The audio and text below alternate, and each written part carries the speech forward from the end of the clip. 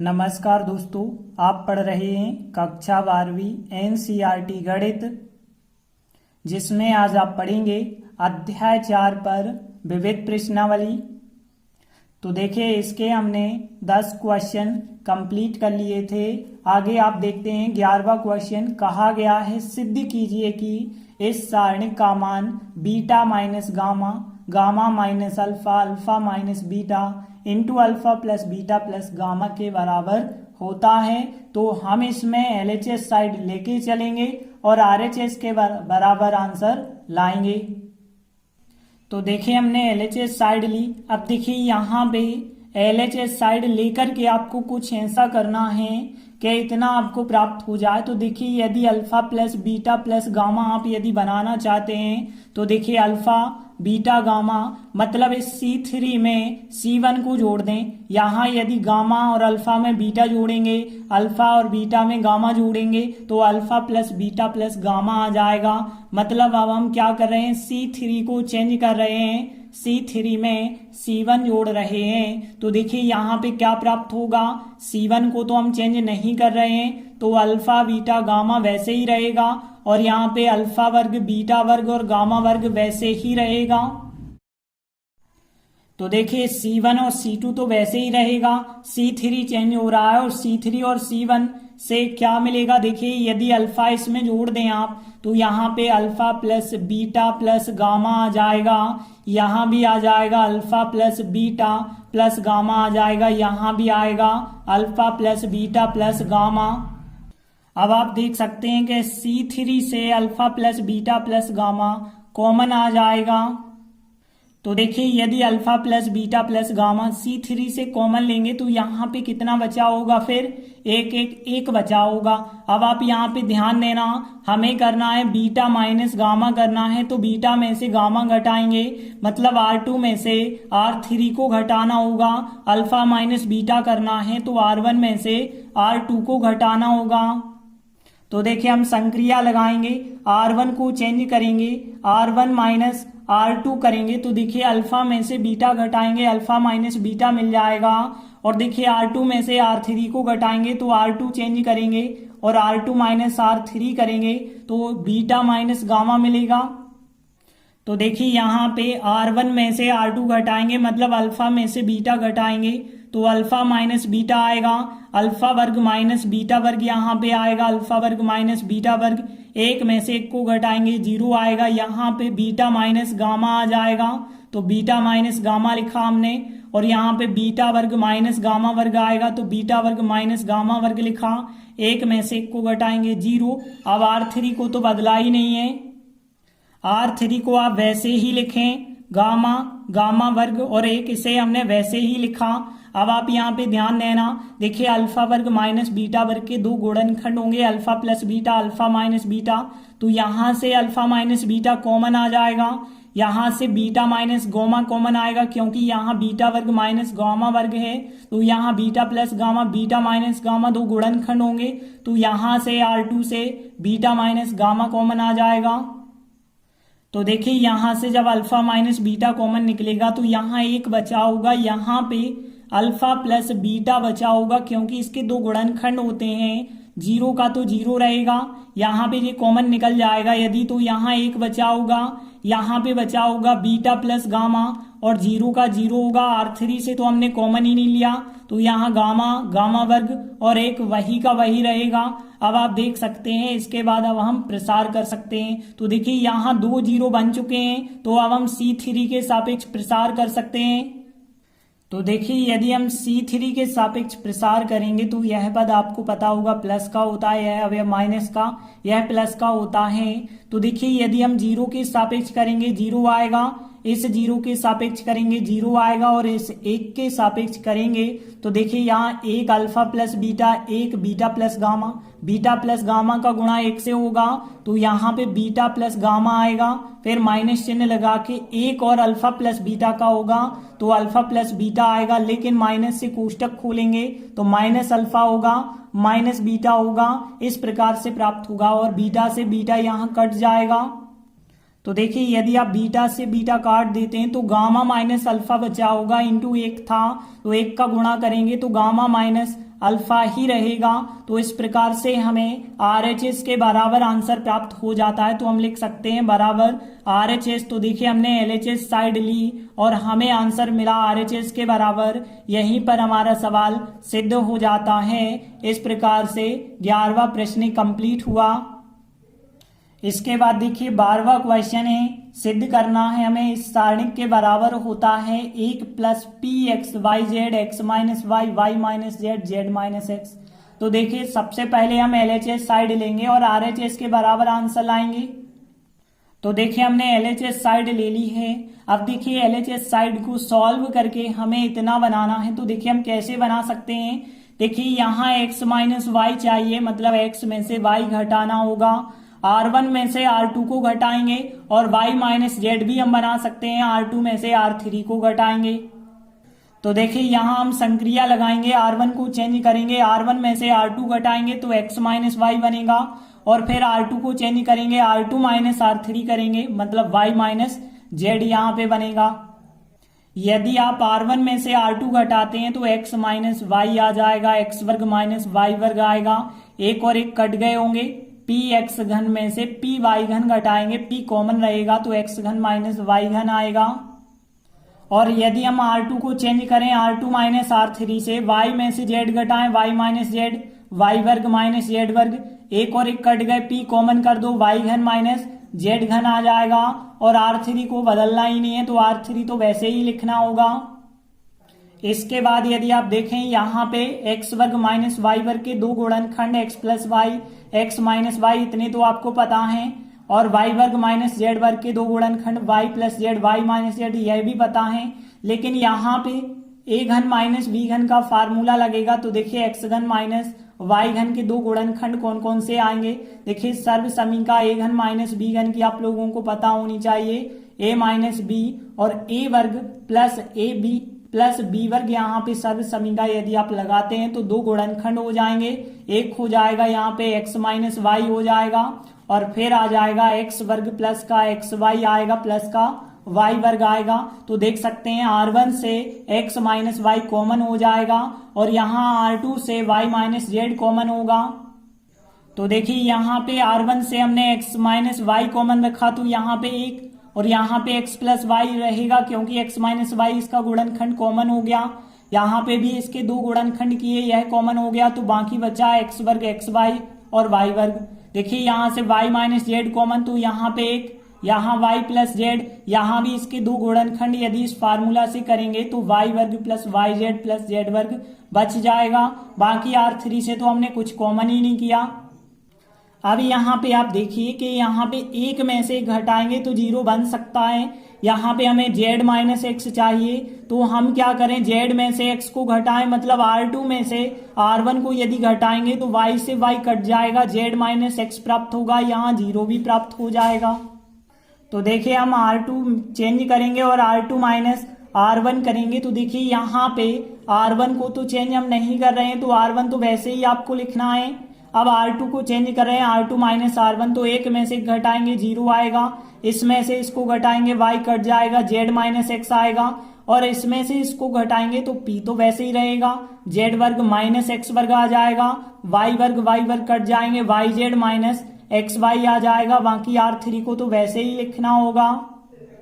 इसके बाद देखिए यहाँ z वर्ग माइनस एक्स वर्ग के दो गुणनखंड z plus x, z minus x, यहाँ से यदि आप y कॉमन कर दें तो z माइनस एक्स। अब आप देख सकते हैं z माइनस एक्स, यहाँ भी z माइनस एक्स, तो R2 से z माइनस एक्स कॉमन आ जाएगा। तो देखिए यदि आप z माइनस एक्स कॉमन लेंगे R2 से तो देखिए 0 तो 0 ही रहेगा, यहाँ z माइनस एक्स कॉमन निकलेगा, एक बचा होगा, p तो रहेगा, z माइनस एक्स कॉमन निकला, z प्लस एक्स बचा होगा, प्लस का y बचा होगा, और R3 तो बिल्कुल वैसे ही रखना है क्योंकि R3 से तो कॉमन नहीं लिया है। इसके बाद आप इस सारणी का प्रसार कर सकते हैं। तो देखिए यहाँ पे एक 0 यहाँ पे C1 में मिल जाएगा तो C1 के सापेक्ष हम प्रसार करेंगे। तो देखिए C1 के सापेक्ष प्रसार करने पर आपको पता है यह अब यह प्लस का, यह माइनस का, यह प्लस का होता है। तो देखिए ये तीनों गुणनखंड तो आगे आपको लिखने ही पड़ेंगे, और यहाँ पे देखिए एक के सापेक्ष यदि आप प्रसार करेंगे तो देखिए यहाँ पे एक P Z plus X plus Y Z वर्ग आएगा और 1 प्लस पी जेड घन आएगा, इसका इसके साथ गुणा होगा तो यही संख्या आएगी, फिर माइनस चिन्ह लगा के इन दोनों का गुणा होगा तो जेड वर्ग का, यदि हम देखें जेड से होगा जेड घन और पी भी साथ में है तो पी जेड घन हो जाएगा। जेड वर्ग का एक्स है, जेड वर्ग एक्स होगा, पी भी साथ में है तो पी जेड वर्ग एक्स, और यहाँ जेड वर्ग का वाई से होगा तो जेड वर्ग वाई, लेकिन यहाँ पे माइनस भी लगाना है और पी भी आगे है तो पी भी लिखते चल रहा है।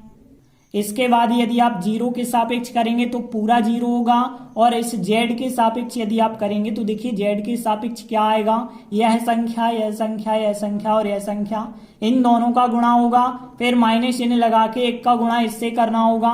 तो देखिए यहाँ एक्स का पी जेड से करेंगे तो पी जेड एक्स हो जाएगा, एक्स का फिर एक्स से करेंगे एक्स वर्ग होगा, पी भी साथ में चल रहा है तो पी एक्स वर्ग, एक्स का वाई से करेंगे एक्स वाई होगा, पी भी साथ में है तो पी एक्स वाई, फिर वाई का जेड से करेंगे वाई जेड होगा, पी भी साथ में है तो पी वाई जेड होगा, फिर वाई का एक्स से करेंगे तो एक्स वाई हो जाएगा, पी भी साथ में होगा तो पी एक्स वाई होगा, फिर वाई और वाई का वाई वर्ग होगा, पी साथ में है तो पी वाई वर्ग। इसके बाद देखिए माइनस चिन्ह लगा के एक का गुणा हम इससे करेंगे तो देखिए एक का गुणा करेंगे तो यही संख्या आएगी, पी एक्स वर्ग, पी एक्स वाई और पी वाई वर्ग, माइनस चिन्ह लगाना है तो माइनस चिन्ह यहाँ पे सब में गुणा हो जाएगा तो माइनस पी एक्स वर्ग minus P X Y minus P Y वर्ग होगा। और देखिए आगे सॉल्व करेंगे तो यहाँ पे पी जेड घन कट जाएगा, और यहाँ पे भी देख सकते हैं पी एक्स वर्ग कट जाएगा, पी एक्स वाई कट जाएगा, पी वाई वर्ग कट जाएगा, और बची हुई संख्याएं यदि आप लिख देते हैं तो देखिए यहाँ पे z का गुणा हो जाएगा तो यहाँ पे पी जेड वर्ग x हो जाएगा, और फिर यहाँ पे देखिए पी एक्स वर्ग तो यहाँ कट चुके हैं, p का गुणा एक्स वाई के साथ करेंगे तो पी एक्स वाई जेड हो जाएगा, फिर यहाँ पे z का गुणा पी वाई जेड में करेंगे तो पी वाई जेड वर्ग होगा, पी एक्स वाई कट चुके हैं, पी वाई वर्ग भी आपस में कट चुके हैं। अब देखेंगे आप तो फिर कुछ संख्याएं कट रही होंगी, जैसे पी जेड वर्ग एक्स कट जाएगा, पी जेड वर्ग वाई और पी वाई जेड वर्ग जे यहाँ पे कट जाएंगे, एक plus P X Y Z बचा होगा, मतलब यही हमारा RHS आ जाता है। तो इस प्रकार से LHS बराबर RHS सिद्ध हो जाता है। तो इस प्रकार से 12वां क्वेश्चन कंप्लीट हुआ। इसके बाद देखिए अगला 13वां क्वेश्चन है, हमें सिद्ध करना है इस सारणी के बराबर होता है 3a प्लस बी प्लस सी और इंटू में A B plus B C plus C A के। तो देखिए यहाँ भी हम बिल्कुल LHS साइड लेकर के चलेंगे और RHS के बराबर आंसर लाएंगे। तो देखिए हमने LHS साइड ली। अब आप ध्यान देना कि आपको कोई ऐसी संक्रिया लगानी है कि a प्लस बी प्लस सी बन जाए। तो देखिए यदि आप यहाँ C1, C2 और C3 को जोड़ देते हैं तो देखिए C1, C2 और C3 को जोड़ेंगे तो यहाँ 3a में से एक a कम जाएगा और एक a फिर कम जाएगा तो एक a बचेगा प्लस b होगा प्लस c। मतलब हम कह सकते हैं कि C1, C2, C3 को जोड़ने पर a प्लस बी प्लस सी प्राप्त होगा। तो देखिए हम संक्रिया लगाएंगे, C1 चेंज करेंगे और C1, C2, C3 तीनों को जोड़ेंगे। तो देखिए यहाँ पे C1 के स्थान पे आपको 3a माइनस ए प्लस बी माइनस ए प्लस सी तीनों को जोड़ेंगे तो a प्लस बी प्लस सी, यहाँ इन तीनों को जोड़ेंगे a प्लस बी प्लस सी, यहाँ इन तीनों को जोड़ेंगे a प्लस बी प्लस सी आएगा। बाकी C2 को नहीं बदला है और C3 को भी नहीं बदला है, उसे वैसा ही लिखेंगे। अब देखिए यहाँ C1 से a plus B plus C common आ जाएगा। तो देखिए यदि आप C1 से a plus B plus C common निकालेंगे, यहाँ एक बचा होगा, यहाँ एक, यहाँ भी एक बचा होगा। C2 और C3 को वैसे ही लिखना होगा। इसके बाद देखिए अब यहाँ पे आप दो जीरो बनाने का प्रयास करेंगे तो देखिए यहाँ पे एक में से एक घटाएं जीरो बन जाएगा, एक में से एक घटाएं जीरो बनेगा। तो देखिए यहाँ हम संक्रिया लगाएंगे, R1 में से R2 घटाएंगे और R2 में से R3 घटाएंगे। तो संक्रिया लगाएंगे, R1 चेंज करेंगे, R1 माइनस R2 करेंगे, मतलब एक में से एक को घटाएंगे, इसमें से इसको घटाएंगे, इसमें से इसको घटाएंगे, फिर R2 को चेंज करेंगे, R2 माइनस R3 करेंगे। तो देखिए यहाँ एक में से एक को घटाया जीरो, इस संख्या में से यह संख्या घटाएंगे तो देखिए माइनस का ए रहेगा, बी में से 3 भी घटाएंगे, माइनस के 2 भी, इसमें से इसको घटाएंगे तो सी से सी तो कट जाएगा, माइनस का ए, माइनस बी को घटाएंगे तो वो प्लस का बी बन जाएगा। अब R2 को भी हम चेंज कर रहे थे, एक में से एक घटाया 0, इसमें से इसको घटाएंगे तो 3b में से एक बी घटेगा, 2b और माइनस सी घटाएंगे तो प्लस सी बन जाएगा। इसमें से इतना यदि घटाएंगे तो माइनस का बी, सी में से 3c घटाएंगे तो माइनस के 2c, और R3 को तो बदलना नहीं है तो R3 को तो वैसा ही लिखना होगा। अब देखिए आपके पास C1 में यदि हम देखें तो 2 0 बन चुके हैं। अब आप प्रसार कर सकते हैं, C1 के सापेक्ष हम प्रसार करेंगे। यह अवयव होता है प्लस का, यह माइनस का, यह प्लस का, इतना तो हमें पता है। तो देखिए C1 के सापेक्ष प्रसार करने पर तो a प्लस बी प्लस सी तो आपको लिखना होगा, इस 0 के सापेक्ष, इस 0 के सापेक्ष, इस 1 के सापेक्ष करना होगा। देखिए यदि आप 0 के सापेक्ष करेंगे पूरा 0 होगा, फिर माइनस चिन्ह लगाएंगे और इस 0 के सापेक्ष करेंगे पूरा 0 होगा, फिर 1 के सापेक्ष करेंगे तो देखिए यहाँ इस 1 के लिए ए लाइन छोड़ेंगे, ए लाइन, ये संख्या आ जाएगी, ये आ जाएगी, ये आ जाएगी, ये पहले आपको इन दोनों का गुणा करना होगा, फिर माइनस चिन्ह लगा करके इन दोनों का हमें गुणा करना होगा। तो देखिए माइनस ए का माइनस बी से करेंगे तो प्लस के बी, माइनस ए का माइनस 2c से करेंगे तो 2ac प्लस का होगा, माइनस 2b का माइनस b से करेंगे तो 2b वर्ग होगा, 2b का गुणा 2c से करेंगे माइनस माइनस प्लस होगा, 2 और 2 4 हो जाएगा, 4bc। अब देखिए आप माइनस चिन्ह लगा के इन दोनों का गुणा करना है तो देखिए 2b का a से करेंगे माइनस का 2ab, लेकिन एक माइनस लगाना है तो प्लस के 2ab आएंगे, और फिर यहाँ पे 2b का गुणा b से 2b वर्ग होगा, यहाँ प्लस का हो रहा लेकिन माइनस चिन्ह आगे लगा हुआ था तो माइनस का 2b वर्ग होगा। इसके बाद c का a से गुणा करेंगे तो ac हो जाएगा, माइनस का एक माइनस और लगाना है तो प्लस का ac होगा, c का गुणा b से करेंगे bc हो जाएगा, यहाँ पे प्लस का लेकिन माइनस लगाना था तो माइनस का bc हो जाएगा। इसके बाद यदि आप यहाँ पे देख रहे होंगे तो कुछ संख्याएं कट रही होंगी, तो देखिए 2b वर्ग यहाँ कट जाएगा। यदि हम बात करें तो देखिए यहाँ पे 4bc में से 1bc कम हो जाएगा, 3bc बचे होंगे, ab और 2ab 3ab हो जाएंगे, 2ac और 1ac 3ac हो जाएंगे, और यहाँ पे 3ab 3bc 3ca हो चुके हैं। चाहे तो आप यहाँ से 3 कॉमन ले सकते हैं, 3 यदि आप कॉमन लेते हैं यहाँ लिखें या यहाँ लिखें, बात एक ही है, 3 कॉमन लेंगे तो ab plus bc plus ca बचा होगा, और यही हमारा RHS साइड था। तो देखिए हमें RHS प्राप्त हुआ है तो हम कह सकते हैं अतः LHS बराबर RHS, तो यहीं पर हमारा सवाल सिद्ध हो जाता है। इस प्रकार से प्रश्न 13वां सवाल कंप्लीट हुआ। इसके बाद देखिए अगला 14वां सवाल है, हमें सिद्ध करके बताना है इस सारणिक का मान 1 होता है। तो हम LHS साइड लेकर के चलेंगे और RHS के बराबर आंसर प्राप्त करेंगे। तो देखिए हमने LHS साइड ले ली है। अब देखिए यदि आप चाहें तो डायरेक्टली इस सारणिक का प्रसार कर सकते हैं और आंसर 1 ला सकते हैं, लेकिन देखिए डायरेक्टली यदि आप प्रसार करते हैं तो बहुत बड़ा गुणा हो जाएगा। तो कोशिश करें आपके कुछ 0 बन जाए या छोटी संख्या बन जाए। तो देखिए यहाँ पे हम कोशिश कर रहे हैं 0 बनाने की, तो देखा जाए 2 में से 1 घटाने पर 0 तो नहीं बनेगा, मतलब हम बात कर रहे हैं कि R2 को यदि हम चेंज करें और R2 में से R1 घटाएं तो 0 नहीं बना, क्योंकि 2 में से 1 घटाएंगे 0 नहीं बनेगा, लेकिन 2 का गुणा करके यदि घटाएं तो 0 बन जाएगा। मतलब हम बताना चाह रहे 2 में से 1 घटाने पे 0 नहीं बनता है, लेकिन 2 का गुणा करके आप घटाएं तो बिल्कुल 0 बन जाएगा।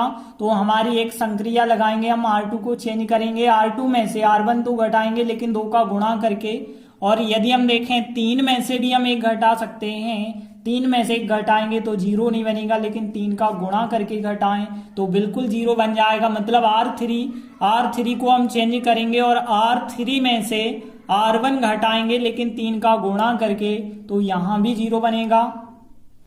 तो देखिए हम ये दोनों संक्रियाएं लगाते हैं तो क्या प्राप्त होगा। देखिए हमें R2 को बदलना है, R1 को तो बदलना नहीं है, तो R1 के तो आप वैसे ही अवयव लिखेंगे कि 1 प्लस p प्लस q हमने वैसे ही लिखे। अब R2 को चेंज करेंगे, R2 माइनस दोगुना R1 कर रहे हैं, तो देखिए 2 में से 1 हमने घटाया लेकिन 2 का गुणा करके, तो यहाँ तो हमें 0 मिला। इस संख्या में से यह संख्या घटानी है 2 का गुणा करके, तो देखिए कैसे आप घटाएंगे, 3 प्लस 2p में से हमें घटाना है 1 प्लस p, वो भी यहाँ 2 का गुणा करके। तो देखिए यहाँ पे 3 में से 2 एक हम 2 घटाएंगे तो 1 प्राप्त होगा, और 2p में से 2p घटाएंगे तो 2p तो कट गए होंगे, तो केवल यहाँ पे 1 आ जाएगा। इसमें से आप इसको घटाएंगे तो देखिए यहाँ 2 का गुणा करके 4 में से 2 को घटाएंगे 2 आएगा। 3p में से 2p घटाएंगे, 2 का गुणा करके घटा रहे हो ना, तो यहाँ पे आपको एक p प्राप्त होगा, और 2q में से 2q तो अलग हो जाएंगे। तो देखिए R2 इस प्रकार से प्राप्त होगा। अब R3 3 में से 1 को घटा रहे हैं, वो भी 3 का गुणा करके, तो 0 तो आएगा यहाँ पे। इसमें से हम इसको घटा रहे हैं 3 का गुणा करके, तो 6 में से इस 3 को घटाएंगे 3 बचा होगा। 3p में से p को घटा रहे 3 का गुणा करके, तो 3p कट गए होंगे, केवल 3 आएगा। यहाँ 10 में से 1 को घटा रहे 3 का गुणा करके, तो 10 में से 3 को घटाएंगे 7 आएगा। 6p में से p को घटाना है 3 का गुणा करके, तो 6p में से 3p घटाएंगे तो 3p यहाँ पे बच जाएंगे, और 3q में से q को घटाएंगे 3 का गुणा करके, तो 3q तो अलग हो जाएंगे। इस प्रकार से हमें R3 प्राप्त होगा। तो देखिए यहाँ पे हमें C1 में 2 0 प्राप्त हो चुके हैं, तो अब हम C1 के सापेक्ष प्रसार कर सकते हैं। तो देखिए C1 के सापेक्ष प्रसार करने पर, तो देखिए हमें इस 1 के सापेक्ष करना होगा, 0 के सापेक्ष, 0 के सापेक्ष, यह अवयव प्लस का, यह माइनस का, यह प्लस का, इतना तो आपको पता है। तो देखिए यदि हम 1 के सापेक्ष प्रसार करेंगे तो हमें कौन कौन सी संख्या 1, 2 प्लस p 3, 7 प्लस 3p प्राप्त होगा, तो 1 का गुणा इससे करेंगे तो यहाँ 7 प्लस 3p आएगा, फिर माइनस चिन्ह लगा के 3 का गुणा इससे करना है, तो 3 दूनी 6 हो जाएगा, 3 का p से करेंगे तो 3p हो जाएगा, माइनस चिन्ह लगाना था इस वजह से माइनस के 3p हो गए। और 0 के सापेक्ष करेंगे तो 0 होगा पूरा, फिर इस 0 के सापेक्ष करेंगे तो भी पूरा 0 होगा, और आगे यदि आप देखें तो 1, यहाँ 7 में से 6 को घटाएंगे तो 1, 3p अलग हो जाएंगे, 1 और 1 का गुणा करेंगे तो 1। इस प्रकार से हमें RHS साइड प्राप्त हो जाएगा। तो देखिए हमें LHS साइड लेकर के चले थे और हमने RHS साइड प्राप्त कर ली है, तो हमारा सवाल यहीं पर सिद्ध हो जाता है। इस प्रकार से 14वां प्रश्न कंप्लीट हुआ। तो इस प्रकार से हमारे 4 महत्वपूर्ण प्रश्न कंप्लीट हुए, और आगे के वीडियो में आगे के सवाल करेंगे। तब तक के लिए धन्यवाद।